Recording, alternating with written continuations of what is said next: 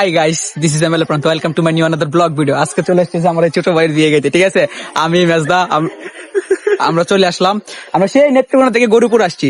এই হলো আমার ভাই দীপক, সে বিবাহিত নাকি না, নতুন জীবনে পা দিয়েছে, সদ্য বিবাহিত।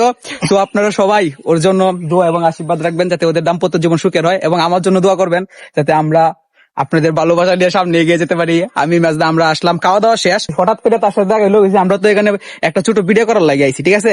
এর লাগে এটা করলাম। দেখেন জামাই সেজে গুজে সে ফুল গেটাফে তার আজকে হয়েছে গা ফুল সজ্জা। যাই হোক ছোট ভাই, কি বলবো,